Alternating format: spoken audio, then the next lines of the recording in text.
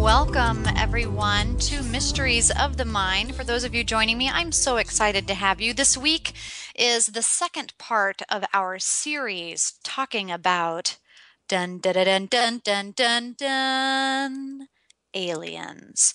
And it's one of those topics that I think people are both excited and a little scared to talk about, and I can understand that. I can get on board with that, because for those of you who didn't have a chance to join me last week, I kind of shared with you that aliens and alien abduction is one of those topics that just it gets under my skin a little bit.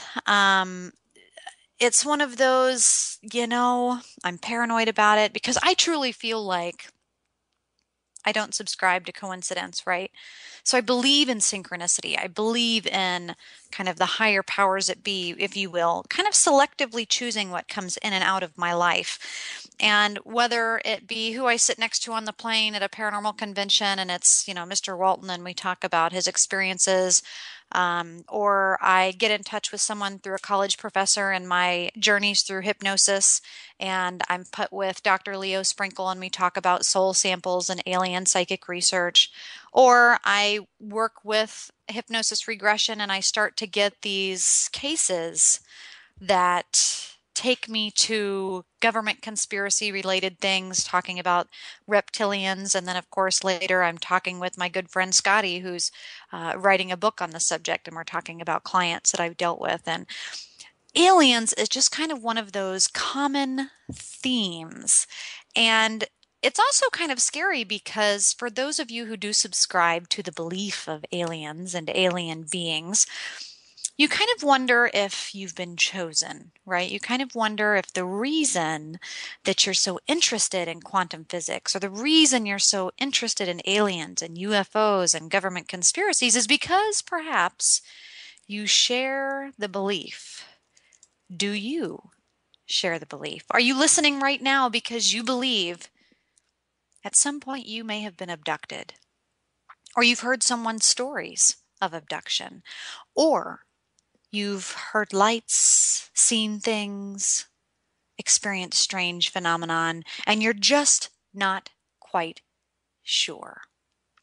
Now, for those of you joining us here for the first time on Intrepid Radio, this show, Mysteries of the Mind, is all about you. It's about exploring your beliefs and your philosophical opinions and contributions to topics that I throw out there. And I do use a little bit of neurolinguistic programming to explore, and hopefully you there on the other end listening are formulating your own thoughts and beliefs and values and opinions on what it is that we bring up here on the radio show. So I'm asking you now, with your permission, of course, to take a moment and differentiate. Are you a believer or are you a skeptic? Are you a skeptical believer? Are you unsure? What emotions do you associate with aliens and alien abduction? Last week we talked about Aliens 101. We talked about terminology, abductees, experimentees. We talked about what people might experience with the characteristics and the symptoms, possible mental health related issues. For those skeptical believers, I would encourage you to check back on that show, as today we're going to put our foot a little farther down the rabbit hole. So Alien Abduction 102, the definition of an alien abduction is a forced removal of a person from his or her physical location to another place. It might include an altered state of awareness for the purpose of physical, surgical, or even psychological procedures performed by a non-human. After the abduction takes place, the person is returned to his or her physical location and frequently has little or no recollection of the experience. Now, today, of course, for those of you listening, you're likely living in a first world country. You're sitting nicely behind a computer desk, maybe listening with your nice Philips headphones or your Beats, and you're relaxing and utilizing technology of today. The World Wide Web, radio frequency, podcasts. At the click of a button, maybe you're tuning in from TuneIn on your mobile app and listening wherever in the world you might be. But you are no doubt rich, much more so than 50 years ago, 60 years ago. And why is it that we've come so far in such a short amount of time? Maybe you've been brought to the Intrepid radio station because you're a scientist, or maybe you're very interested in politics. Maybe you listen to a Rocky show on Sundays and you have strong formulated opinions about what the government does and does not do, and what might unconsciously be affecting us every moment of every day. Maybe you're a paranormal fan. Maybe you're interested in the other side, if you will, and you're wondering sometimes how aliens interact with the paranormal. But without a doubt, hopefully after today's brief show, you'll have a better understanding of how all of these things, government conspiracy, paranormal phenomenon, and alien abduction, really do mingle and dance with one another just a few feet below the rabbit hole, just a few inches below the surface of everyday humanity. So turn off your TV for a moment, look away from consumer television, step back from the media and the mainstream, and explore your own beliefs. That's what this show is all about. So I encourage you, if you are a boisterous extrovert, to join us at intrepidradio.com live, where you can chat and you can share your thoughts, or you can even be brave enough and courageous enough to call in and share your stories. For those of you who join me on social networking sites, again, our wonderful first world country with government technologies allowing us to socially interact without ever having to really interact. You shared with me some of your very intimate alien abduction encounters, and for some, even gave me pictures and video from last week's radio program and your responses to that. And they were quite fantastic. Now, of course, I am what I refer to myself as a skeptical believer. And so, it's one of those things that I believe, but I don't believe. And I don't immediately believe everyone. And Carl Sagan, I would have to say, probably shares most closely my belief system and my values to the alien abduction scenario. And that is that you want to believe. You want so badly and statistically believe we couldn't possibly be the only intelligent life in the universe. But why? Are they retroactively coming back to interfere with a measly species such as the human race? What is it that they get out of it? Are they divine beings? Are they curious children with a magnifying glass playing with the ants on the sidewalk? The who, what, when, where, and why just cannot be supported with objective, empirical, scientific evidence. And for that reason, it's very difficult to grab onto. It's not tangible. We can't completely grasp it. But there's just enough between popular culture, government conspiracy, and the group phenomenon, saying at least 10% of the world's population admitting to, now think about that, the taboo and stigma of even saying such things, admitting to having an alien abduction experience. So I want to start a little bit with the mental part of it. Symbolism. I think one of my favorite movies, because I'm a visual person, most of us are. You're visualizing something in your head when I say aliens. It's actually interesting how much the alien phenomenon interacts with us on a visual level. Seeing UFOs, seeing bright lights, having flashbacks in our mind, having paranoia and anxiety associated with visual stimulus. but also for those who try and have the empirical, objective support for their experience. Some of that is, at least in my opinion, the most profound when they are drawing what it is aliens have shown them.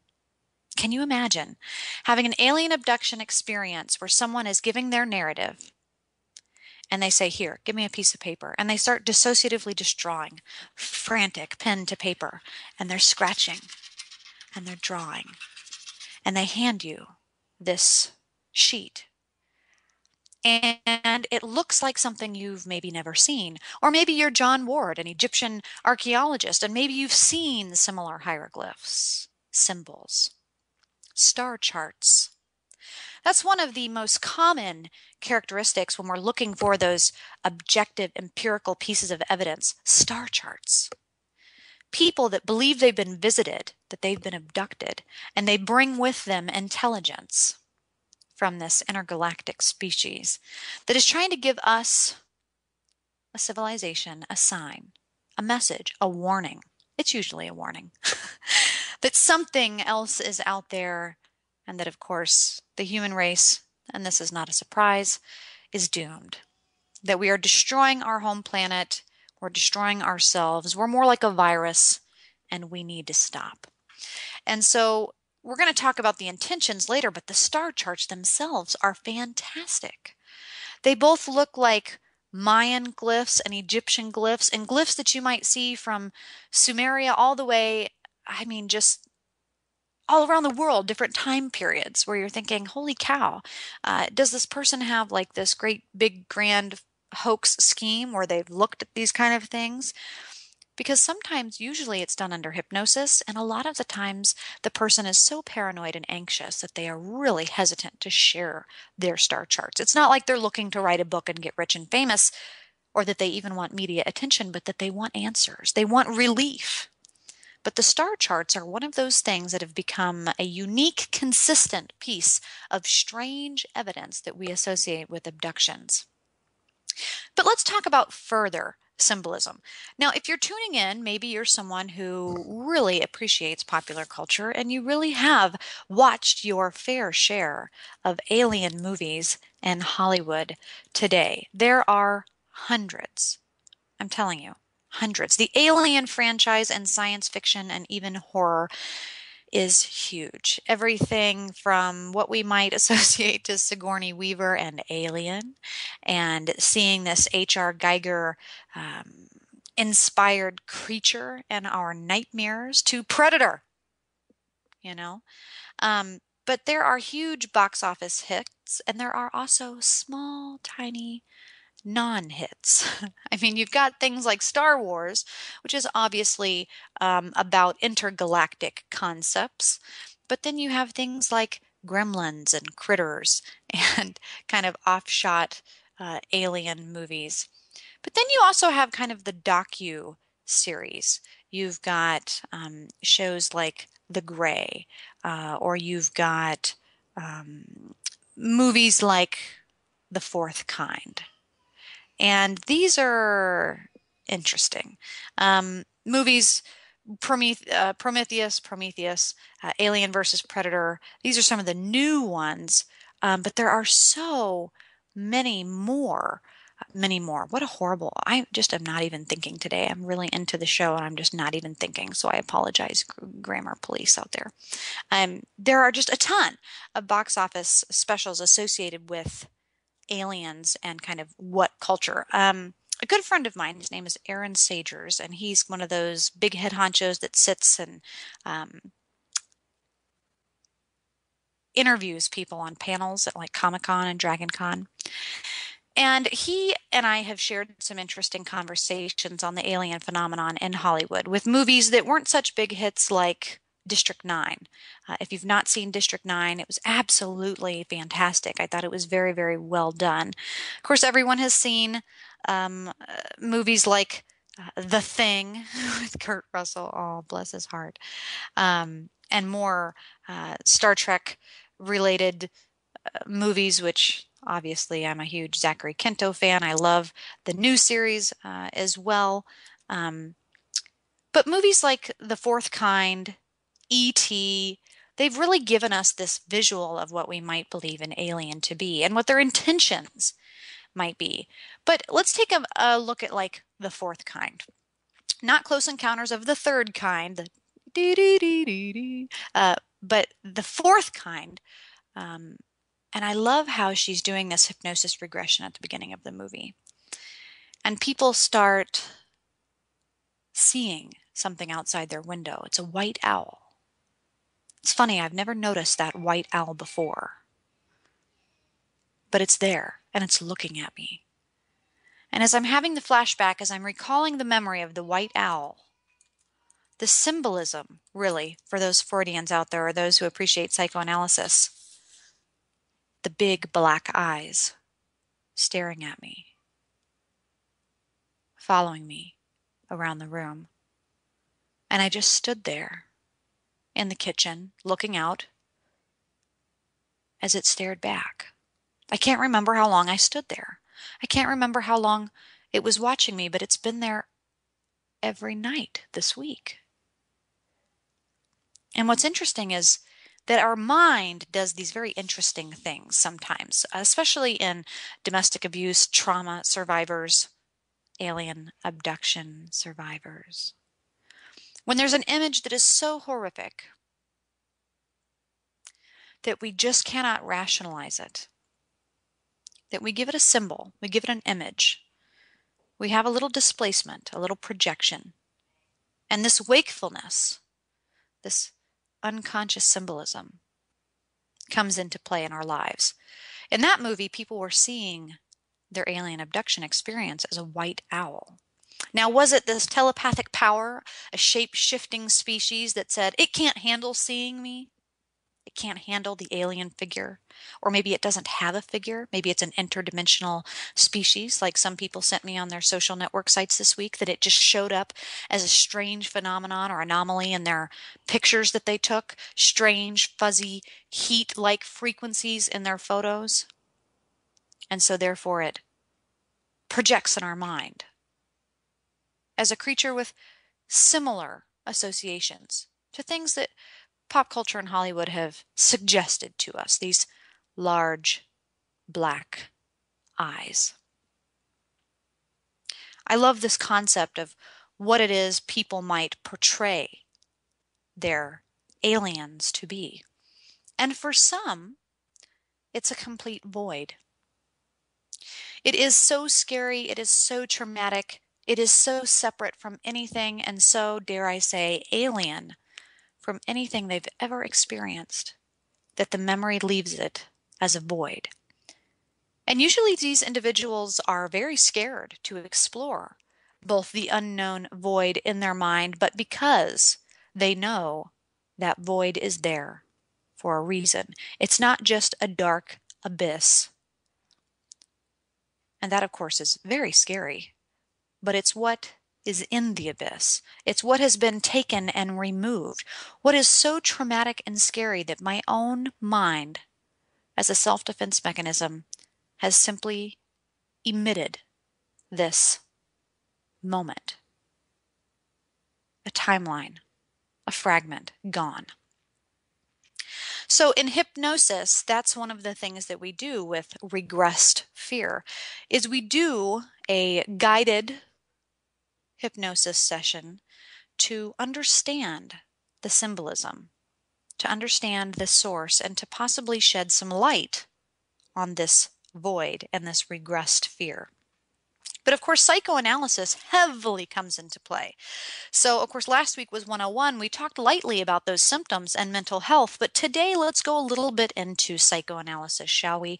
The big head honcho is Freud, but Freud is very sexual. He's our cocaine addict that really was out there, and for some, it's hard to get on board with some of Sigmund Freud's concepts. Now, I'm a huge Freudian fan, but at the age of 83, Carl Jung actually did a lot more to write about and speak about as he shed the stigma and taboo of his career and what reputation might be tarnished in his old age and said, screw it, I'm going to write about this because it's very, very common and he included the psychoanalysis and archetypes of tech Gnostics, is what he called TEK Gnostics.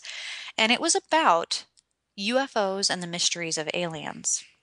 So if you're interested in that, you can actually get the book by Carl Jung.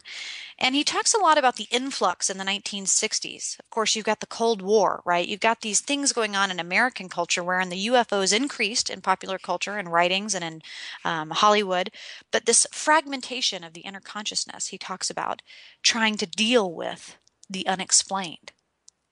That we have this fear of communism. We have this fear of uh, human culture related things.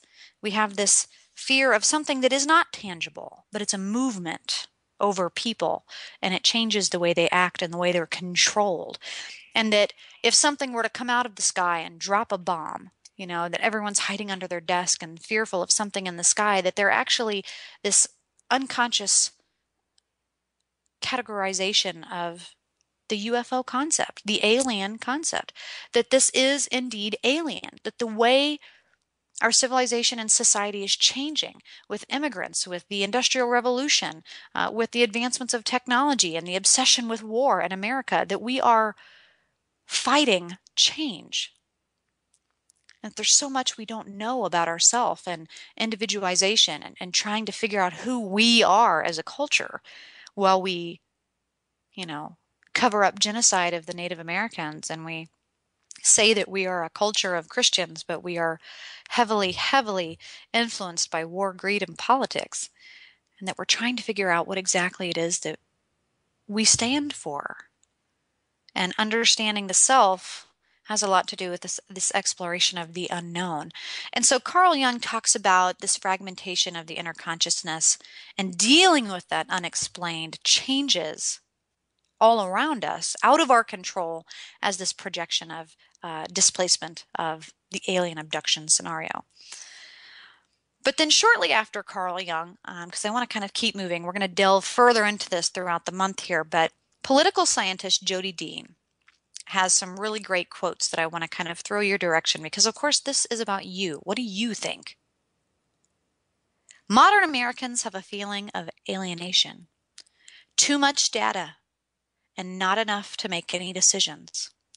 We're uncertain about the context, the networks, our own self-worth, and a sort of assimilation ideal of multiculturalism that keeps us separate from our community, the World Wide Web complex, a familiarity of strangeness. And talking about this advancement of technology, that we used to be a society that we knew our neighbor, right? We lived on a farm. We needed the butcher. We needed the milkman. We needed the postman. We needed these people to make our daily living, our success, a success. We didn't have violence per se because our community was smaller. And if you took out the mailman, every one of your neighbors was going to be pissed. And we all bared arms at this point because we were all about protecting ourselves and our neighbors and our community. And you know one another. You know each other's names. When you're standing in line at the grocery store and someone acts out of line, it's not an alien concept to you to step in and say, "Hey, I know your mom, sweetheart. Do you want me to say something to her? Or here, let me help hold your child while you go and grab your wallet in the car." You know everybody in town, and there's a sense of community.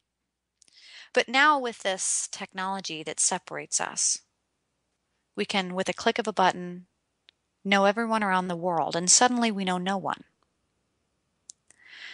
Technology allows us to do things in our own way. We can purchase stuff from Target, have it sent to our door. We can vote online. We can order our groceries. We don't really need anyone, in a sense that we're no longer connected because we're so connected.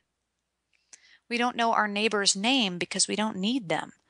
And if they get in our way of our fast-paced society and our instant gratification, and maybe now because we have low self-worth and no one knows us back, we don't have enough likes on Facebook, even though it means nothing, and our neighbor crosses our path, that we have no problem being violent to this individual. And this multiculturalism separating us from our community and giving this influx of strangeness, it perpetuates the alien concept. It perpetuates that we no longer talk to one another, that it's telepathic in a sense. Right now, you listening to me, you're not hearing me with your ears as you would in the room sitting next to me. You're not watching my mouth move, but we're talking. You're getting the message. But do you know me? I'm Sarah Soderlund, but who am I to you? Right? So I want to give you a great quote from a book from Jody Dean, political scientist, said, "The symbolism of alien abduction is very different than the old one of colonization dominating much of the 19th century. Unlike metaphors of a colonization that precipices borders to be penetrated, right? Immigrations, resources to be exploited. Dean notes that abduction operates with an understanding of the world, of reality, an amorphous and permeable state. That colonization, moreover, brings with it the possibility of struggle, emancipation, independence, abduction. However, we recognize the futility of resistance, even as it points to other possible freedoms. Colonization implies an ongoing process with systematic limitation. Abduction involves the sense that things are happening behind our back, out of our control. A great paradox, perhaps, at the end of the symbolism, as Dean concludes in her book. To fight colonization, we take control. We don't fight abduction. We simply try to recover the memories. All while we are aware they could be false, that in our very recovery, we participate in an alien plan. So, in the second half of the show, we're going to talk about government conspiracy, because I'm hoping as you listen to that segment from Jody Dean that you're realizing the unconscious archetype, that at once sci-fi and horror played on how this might penetrate religion, that if there are aliens, where is God? That this early Christian society sense of community, that there's something foreign. But now the abduction scenario is more permeable to our soul because we feel untouchable, but at the same time out of control. We are no longer a part of our community, and we're not sure what our government is hiding. We don't know all of what's going on because there's so much going on that we've alienated ourselves. So the concept of the alien is no longer fearful. Instead, it is this recovery of the abduction, that we are abducted by our government, that we have been abducted by ourselves, that we have been lazy, we've been removed. And through the recovery process, you unearth all of these issues. And it becomes very, very scary. It becomes very scary on an unconscious level, on a societal level, on a psychological, emotional level, but also because of the unique parallels that this plays with government conspiracy, paranormal phenomenon, the sense of self, self-worth, technology. I mean, you talk about Snowden. If anybody has seen the recent documentary Citizen 4, man, you should see it. It's fantastic. And suddenly you do realize that you are a little alien to everything going on around you. And what do? You try to recover. So I want to let that kind of marinate with you as we delve a little farther into the species. Now, these are alleged, okay? This is where we are down the rabbit hole and we look to the left, we look to the right, and we see that it's no longer a hole, it's just a void.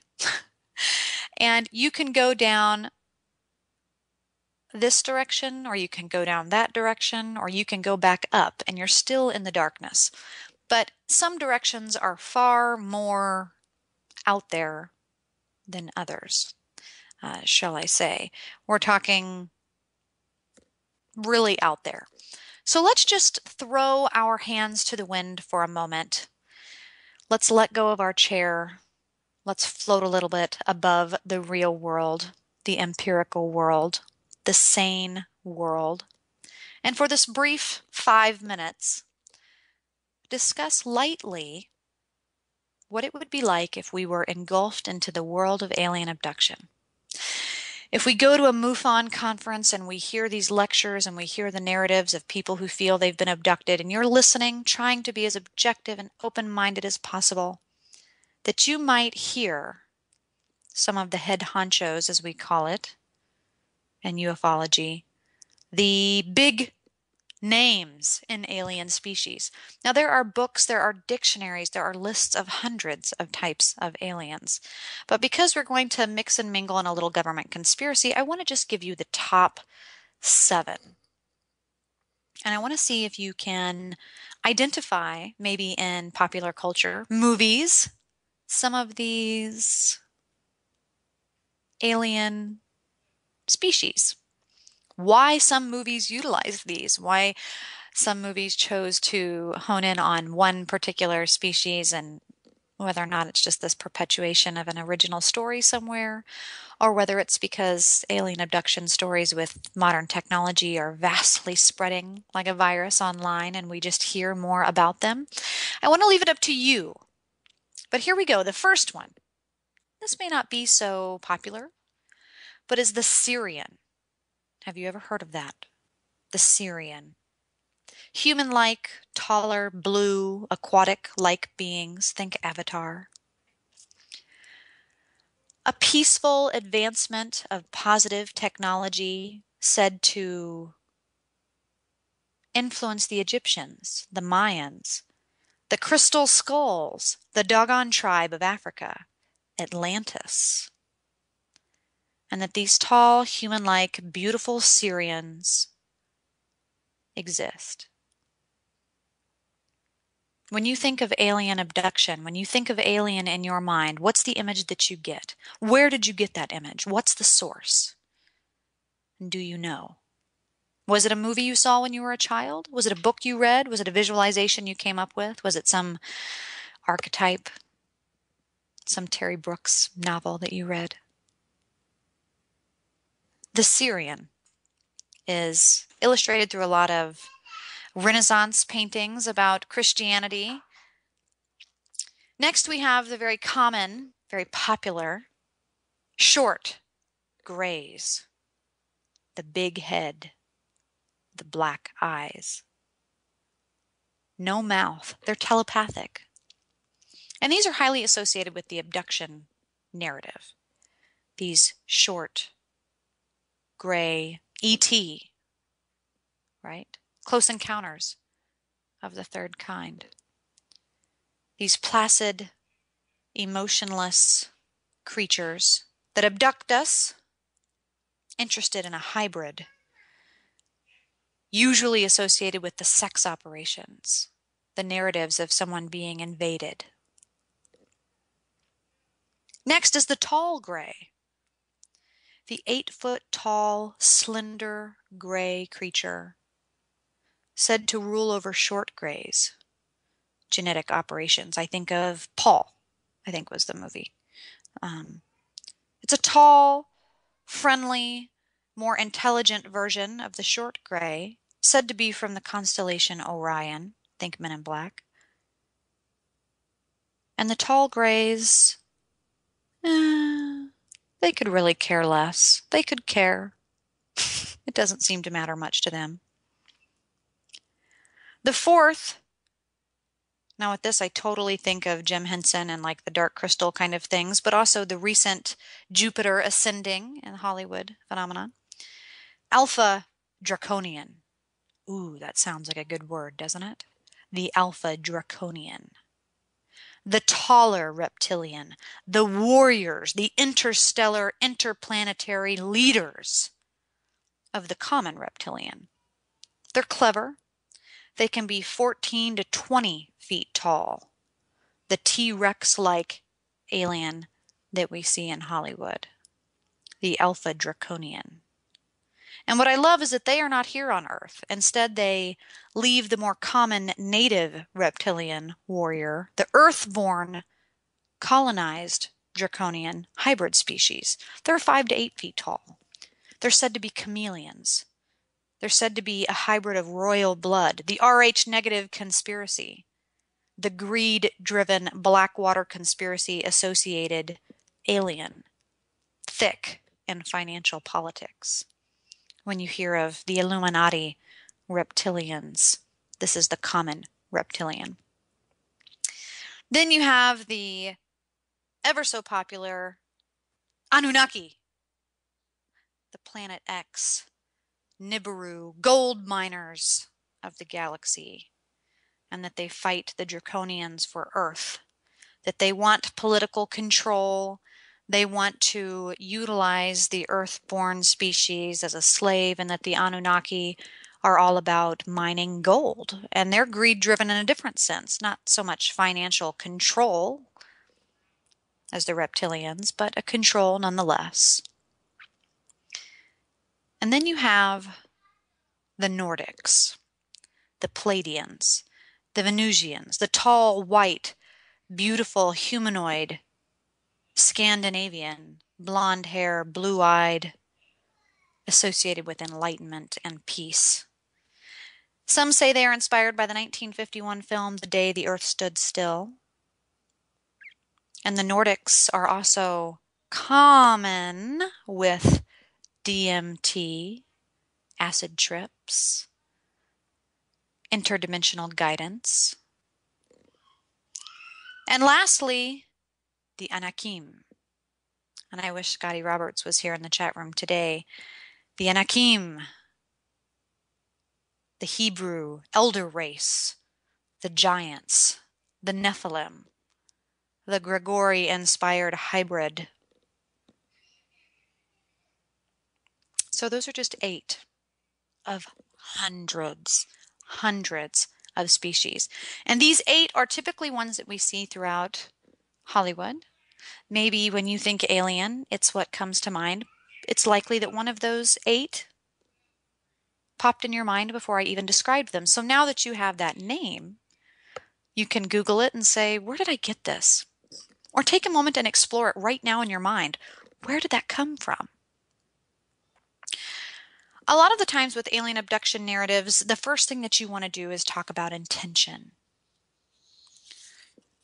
Without any suggestion from me, and hopefully you can do your best to remove suggestion from popular culture, Hollywood stories, and movies you may have read, but what is the intention? What is the emotional response you get when you think of alien right now in your head? What comes to mind?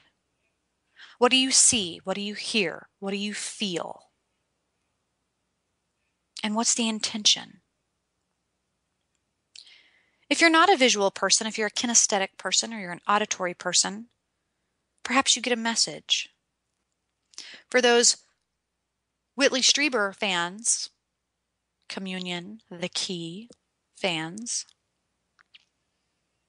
he doesn't ever really see an image at first, but instead is this warning, this warm, welcoming enlightenment.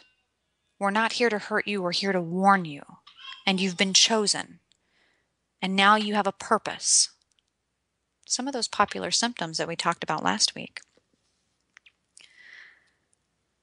So I want to touch on the themes and the intentions, because when we look at these alien races, there seems to be common patterns in the intentions and the themes. Sexual. Is it sexual? Because if it is, that's going to be more associated with the grays, right? If it is sterilization or eugenics, it might be more about reptilian Anunnaki. If it's about world domination, it might be more about the Draconians, the reptilians. If it is more about destruction, but the warning of the apocalyptic, the feeling that you've been chosen, the knowing, if you will, Nicolas Cage fans. They're going to select you. Maybe it's Nordic, maybe it's Syrian. What is the theme? You tell me. What is the intention? And then think about the mental health. Of course, last week we talked about mental health and how you absolutely have to be as objective as possible when you're thinking about your own alien experience. Do you have one? Okay, if you do, or if you're dealing with someone who believes that they do, what is the mental health here? Is there lost time, minutes, days, unaccounted presence that you think, and I hope you're listening, you know who you are, that you went outside to smoke, you looked at the time, it was 3:37, sat on the back porch, took a few drags, heard the baby cry, you come back in. It's 6:37. What? 6:37?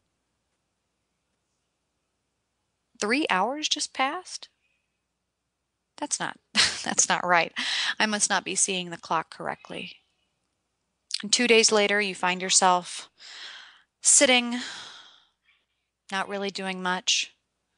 You walk to the kitchen and you strangely look at the clock for no reason at all. It's 3:37. And the next day, you take a nap. You wake up, no alarm clock. You look over. It's 3:37. How interesting. Lost time and synchronicity of numbers in your life is a very common theme in abduction scenarios. And usually with an abduction, it's associated with the grays, right?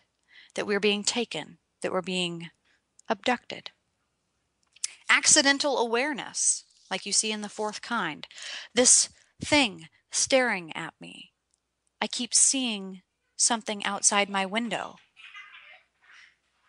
You keep looking at a hole in the wall that didn't always used to be there, and it makes you nervous. Or you no longer go into your closet. You seem fearful of that space. Irrational fears, anxieties, paranoia. Ominous, omnipotent paranoia. Or maybe it's a sleep disorder. Maybe you never, ever, ever in your life have been one to sleepwalk, sleep talk, or do anything other than snore. And now you're suddenly waking up on the couch every night. You're sleepwalking somehow down the stairs, through the kitchen, past everyone without waking them, and you're waking up somewhere else. And you're not quite sure how you got there. It's not like you. And you analyze the stress in your life, and yeah, work's a little stressful, but nothing real, nothing big, nothing all that different. But suddenly now I'm experiencing this. Last week we talked about the common themes of the age, the sex, the gender, the characteristics of those who are taken. So I encourage you to check that out. But some other unusual things that are common in those with alien abduction narratives. Unusual marks. Hearing a humming noise. Seeing a UFO. An ominous presence. The obsession to suddenly need to travel. I need to be on the move. I need to travel. An unexplained medical problem. Implants. Lost pregnancies. Psychic abilities suddenly coming into your life.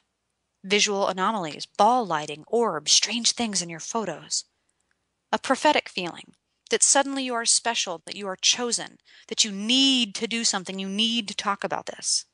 Or a vivid abnormal memory of things you can't explain. Eye dreams, the symbolism of the eyes, seeing eyes staring at you, seeing eyes watching you, seeing people with just eyes or large eyes, eye dreams, the aversion to aliens. You used to be able to watch mysteries, unsolved mysteries, you used to be able to watch Nat Geo specials, and now suddenly you have an aversion, a new phobia you never had before and you can't really rationalize, or a belief in a spiritual special place that doesn't make a lot of sense. Bleeding or blood found on your pillow, yet you weren't cut. Maybe you're having crazy nosebleeds for no reason and the doctor can't tell you why, but this is new. Electronic malfunctions. Radio shows always clicking, tapping, going bad. Radios turning off and on, microwaves not working, buttons going out, lights flickering. The street lights always flicker off when you drive under. A ringing in the ears. Suddenly in your adult life, with no reason at all, you're compulsive and you have addictive behaviors to the point that you're self-destructive.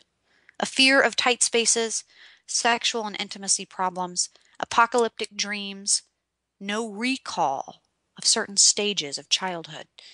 Gosh, don't you remember that one time we went and stayed there that summer and it was a great cabin experience and we went fishing every day and you think, man, I don't actually. I come to think of it, I don't really remember anything from being 8 years old to like 11. I guess I just have a bad memory.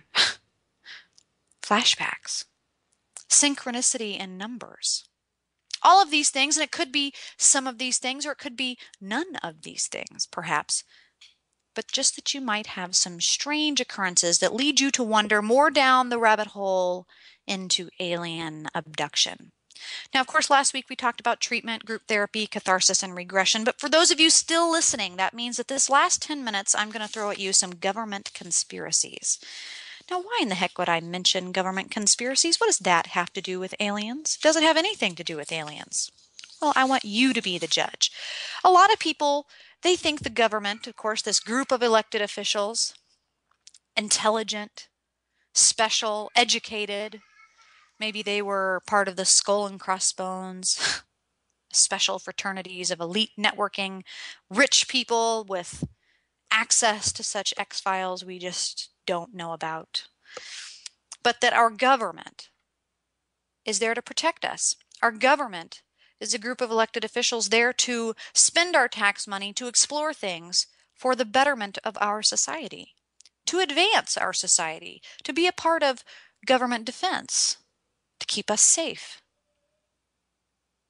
If you trust your government, if you vote on an individual and trust they're going to do the best job for you, and whether or not you have a blind eye or not, if you believe in the authority and the judgment of a government, you believe that it's solid, smart, and objective, and rational, and logical, and all of those things that are the antithesis of an alien abduction, an alien species, UFOs. Come on, let's get serious. Okay, let's get serious. Many of you have heard of Roswell, New Mexico, 1947. Lieutenant Walter Haut's press release.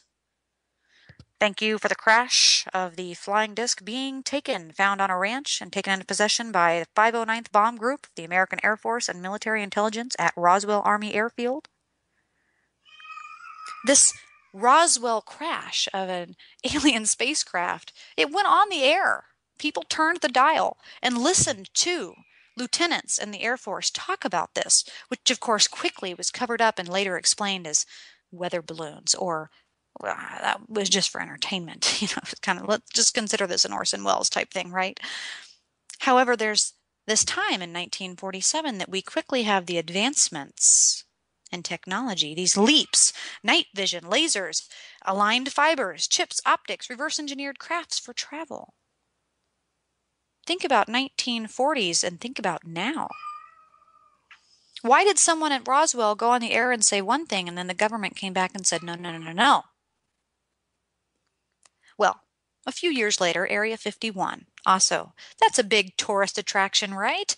Area 51, 1955 government testing area in Grooms Lake, Nevada. People know that it exists. We can see it on Google Maps. We can watch the National Geographic interviews of the people who worked there in and out of the complex and told you about their top secret classified projects. And presidents have commented on Area 51. And I think what is special about Area 51 is that you have this duality, this no, no, no, no, no, that doesn't even exist. To, well, of course it exists. We know it exists, but we can't talk about what goes on there. Oh, well, we were doing working on, aircrafts for the war. We can't talk about that because at this point, secrecy is a big part of defense, and so we can't talk about that. Okay, we can get on board with that. But then you have a plethora, however many you want to say for that, of people saying that, no, no, no, There's more there than that. Project Blue Book, 1949, right around the same time, Air Force. This is a government project through the Air Force to take action studying data around UFO phenomenon, associated with projects such as Sign and Grudge, said to have closed in the 1970s with the Condon Report. But Project Blue Book is never released to the public. Project Paperclip, 1949 to 1990. A large thing, of course, in popular culture, we hear about it as being inspiration for S.H.I.E.L.D., the Avengers, but also the X-Files mentions it for human experiments and alien autopsies. But it was a German-American intelligence project by the Office of Strategic Services, the OSS, to advance our technologies, advance our interrogations, advance the understanding of warfare by whatever means necessary. Utilized post-Nazi information. And if that interests you, beyond the Nuremberg trials of what happened, Project Paperclip is quite fascinating. Project Saucer. This is one that you can Google that you're going to see a lot of stuff come up about Ohio, about the Ohio River Valley, but I'm talking about the 1947 through 49 Air Force operations of America to go into the UFO phenomenon in South America, Colares, Brazil. If you can find it, there was actually a documentary on this, and it's associated with Men in Black government cover-ups because the men of the Air Force that came out and said, listen, I was there. These were the documents that I provided for the Air Force. These are the things that we saw. These are the things that we experienced. Later died mysteriously. It was said to be a suicide, but the family never agreed to such a thing. They thought it was something else. And the UFO phenomenon in Project Saucer was quite fantabulous. Project Pegasus, 1968, government, DARPA-related operations associated with visits to Mars, aliens, time travel, teleportation.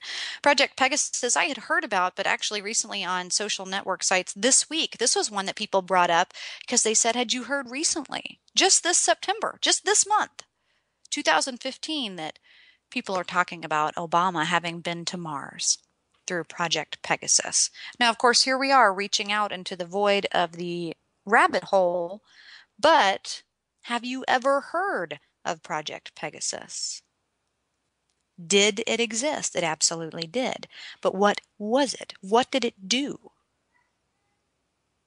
Project Bluebeam, 1994, NASA, Canada, conspiracy. This went really down the conspiracy wormhole as well because it starts talking about HAARP, H-A-A-R-P, New Age religions, holograms of religions, the Antichrist, missing children's.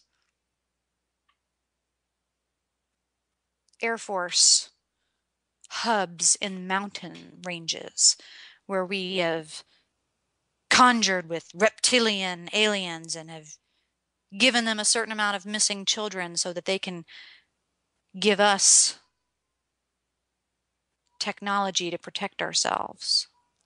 The reason that we don't drill in Alaska and that we have so much HAARP-related stuff there is because it's not just protected, it's not just National Reservation for oil and other resources, but that's alien land. Project Bluebeam can get a little crazy as well. Project MK Ultra. Obviously, this is another very, very popular one. It's one of my favorites, being someone who's a forensic psychologist. Understanding that Project MK Ultra absolutely existed, 1953 CIA project that was said to have ended, but some say is still alive and strong in today's world, associated with reptilian biowarfare, mind control, LSD, vaccinations, drugging society, and seeing how far we can go. Does remote viewing exist? Does espionage through poltergeists exist? What all can we do with the human mind, and where does it end? And what have alien technologies told us, given us? What advancements have we made at that expense? What have we traded? the aliens for this knowledge? How far do you want to dip your toes into the water of alien abduction? How far do you want to go? For some in the chat room, we have the amazing author Paul Browning of Think Outside the Box. Well, for those of you in the paranormal realm, supernatural cryptozoology. Some believe Bigfoot is an interdimensional species. We're not just talking a Mitch Hedberg. The reason that he's so hard to find is he's just fuzzy, but that he's actually a time traveler.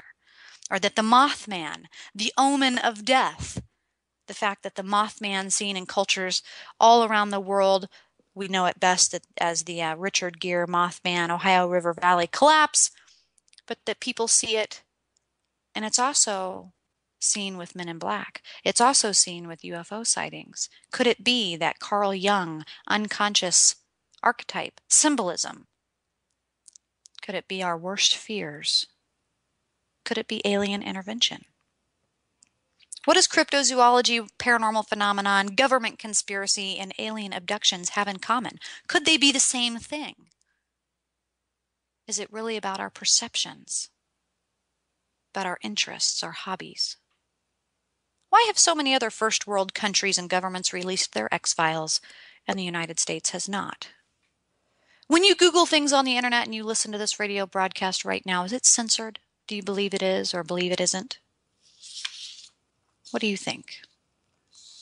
What can our society in today's Kardashian world handle? What's too much? What's in the void? And are aliens walking among us? Next week, we're going to have one of my favorite people, and he's a little out there. Hope he's not offended by that if he's listening. He's a little out there, but he's a man who is a veteran of our government. He has served our country. He has fought overseas. He has been in some pretty amazing government projects. And he's one of those people who's got big enough balls to talk about it. And he's a fiery man of his word, and he is known to cuss. So we're going to throw that out there next week as we hopefully welcome Mr. Jody Cook. Right now he's at ironically, the Mothman Festival. And next week he'll be here to talk about aliens and government. So if any of those government conspiracies, any of those projects, Project Bluebeam, Project Saucer, Project Paperclip, Project Moondust, the Montauk Project, ooh, I like that one. If any of those pique your interest or tickle your fancy, I encourage you to tune in next week here on Intrepid Radio for Mysteries of the Mind as we talk more about aliens.